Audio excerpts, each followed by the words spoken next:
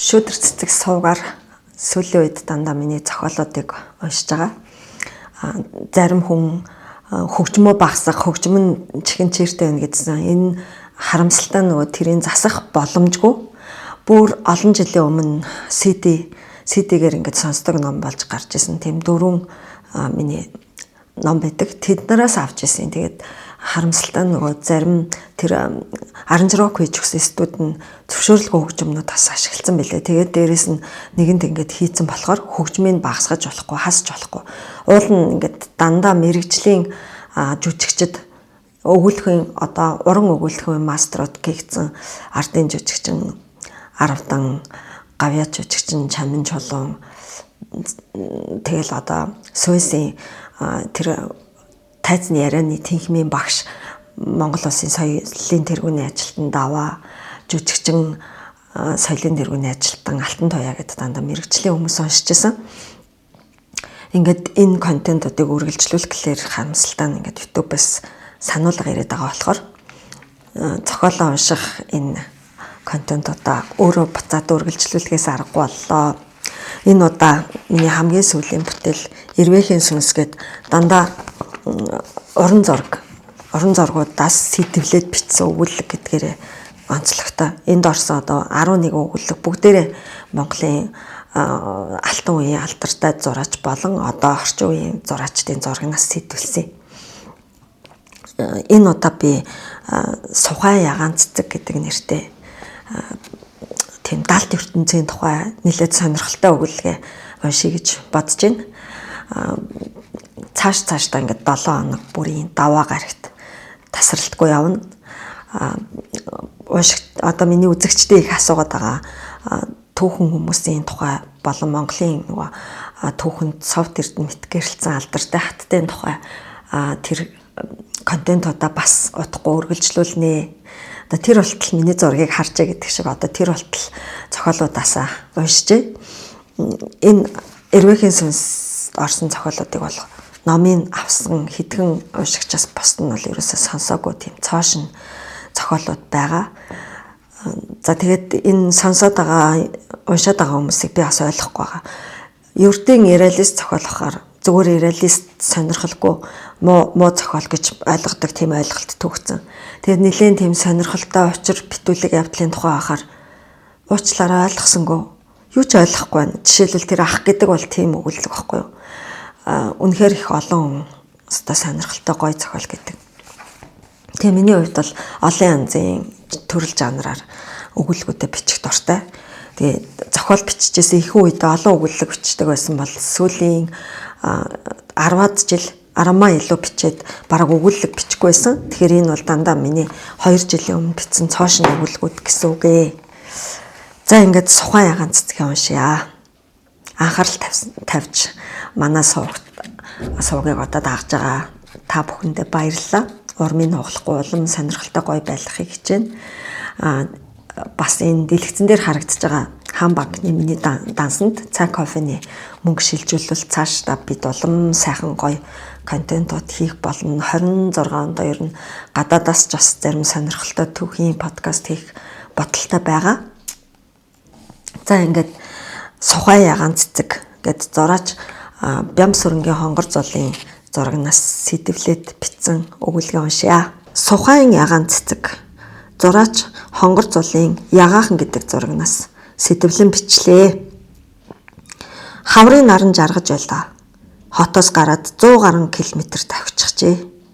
Би их газрын чулууд явж байгаа маань энэ л дээ. Хамгийн сүүлд аавтайгаа хамт очисон газар маань их газрын чулуу байсан юм. Тал дунд хадан хот босоод ирвүү гэж бодохоор гайхамшигтай байгалаа. Энд ч луун хад, тэнд ч ном дэлгэн суугаа их зохиолч нацаг торж. Баруун зөнгөөс сүрлэг их цайз хэрэм үргэлжлэх мэт тэр гайхамшигтай байгальтай газарт очие гэж аав маань 100 санал гаргасан юм. Наадмын маргааш аав дүү бид гурав баг үдэд хотоос гараад л их газрын чулууд давхчихсан. 7 дугаар сарын гэгээн тунгалагхан өдөр аг гангийн үнэр тээсэн 10 хан салхис сэвшиж алсад хөх ногооны үнээр татаад хичнээн тэнүүн сайхан өдөр байлаа да. Ер нь аавтай орчлон бүхэлдээ уужим тэнүүн байж дээ. Гэтэл түүнээс хойш 2 жил нисэн одож аавгүй амьдралд би дасахгүй л явна. Би өнгөрсөн 7 хоногт найз залуутайгаа муудалцаад 2 тийш болчихлоо. Гониг, цөхрөл, ганцаардал нөмрөх бүрд аавыгаа л үгүй шиг ихээр үгүйлэн санах юм. Гав ганцаархнаа машинаа бариад хотоос гарч давхих зүрх өмнө нь надад байдгүйсэн. Гэтэл тэнүүлж салхин хуйсган хөсрийн хамхуул дээр хийсэн энэ өдөр сэтгэл минь яагаад ч гэртээ тогтсонгүй.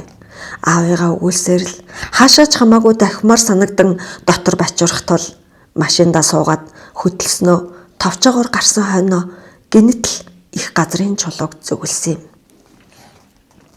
Засмал зам дууслаа. Ганц нэг тэмээ бэлчгэн говь руу ороод ирсэн бололтой. Хавсрах салхи ширүүлсэн машины шил нэтл нүүр нүдгүй шил бүрдэн чихэнд чимэггүй гэх чинь уйлгаажээ. Буцаад шилээ болгов. Хар зам дууссан тул сул шороо хавсрах салхинд тэнгэр тулам тоос татуулна. Чөтгөр авг. Би энэ хавсрагын дунд хайчж яваа үлээ. Тэгээд бас ганцаараа говийн зөөлөн шороо дугуйн дороос манаран газар тэнгэр нийлэх шиг болж 10 алхмын зайд юм үзэгдэхээч байлав. Энэ их шороонд хурдаа хасгсан гэж бодсон хатал юу ч амжсангүй. Тод ягаан цэцэгт бот бааглан ургасан динж нүдний өмнө тодроод ирэв. Говийн сухайн ягаан цэцгэс дэлбэлчихсэн гэж үү? Ямар гоё юм бэ гэж бодож дуусаагүй явтал өөдөөс 2 давхар байшингийн хэртээ өндөр гихч нэрэг нүдэн дээр л унаад ирлээ. Бурхан минь.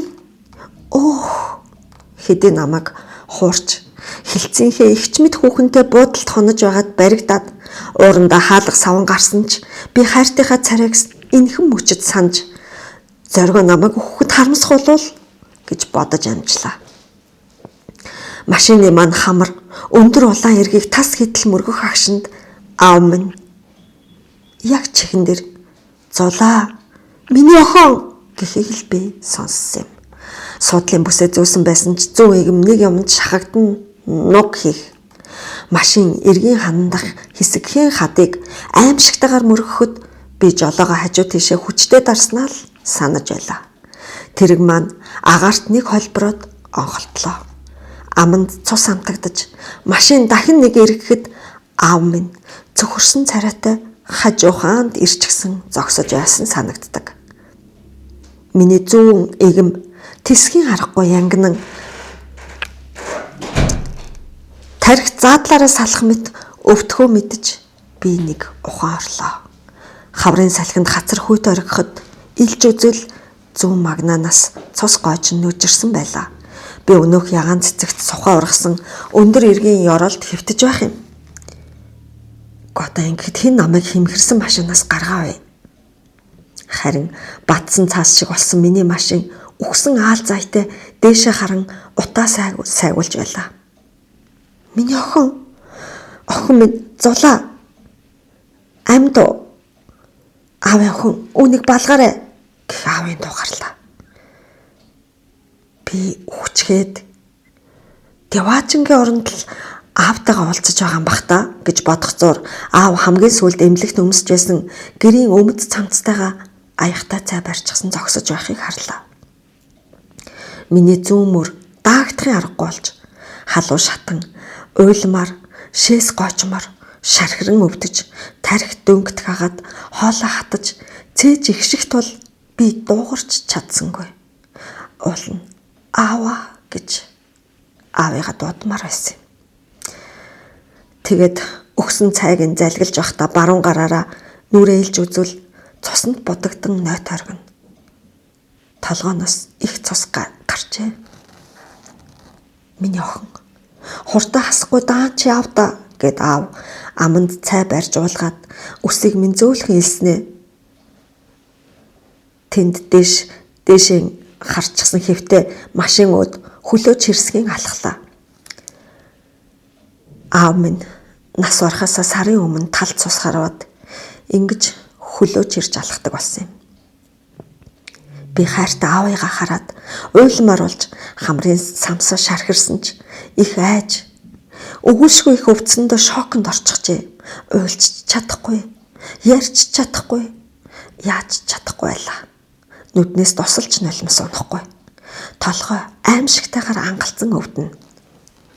Говьд их үд болж нар дээр гэрэлтэж байлаа. Энэ агшинд өндөр эрэгт битүү ургасан сухаан яган цэцгэл нүд булаах юм.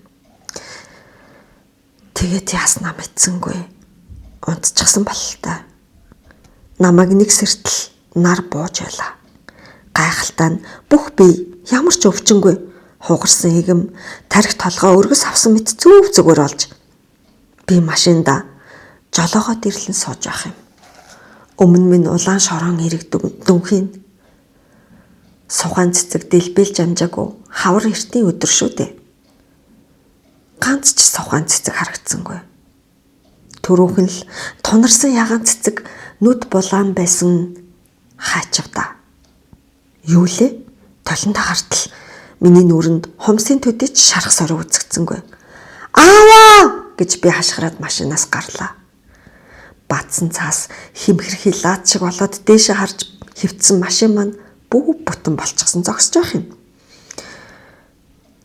Саяхан үдээс өмнө болж өнгөрсөн аимшигт осол эмнэлгийн хувцастай зогсож байсан аав.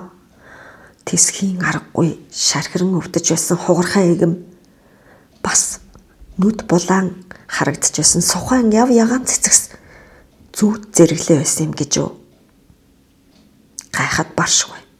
Би буцаад машиндаа суудал хажуугийн суудал дээр сухаан яган цэцэгтэй нэг мөчөр цонхоор орж ирэх салхинд эмзэгхэн дэлбэн үл мэдгхэн хөдөлж байсан төрөөхөн болж болсон явдал үнэн байсан гэдгийг гэрчээлээ.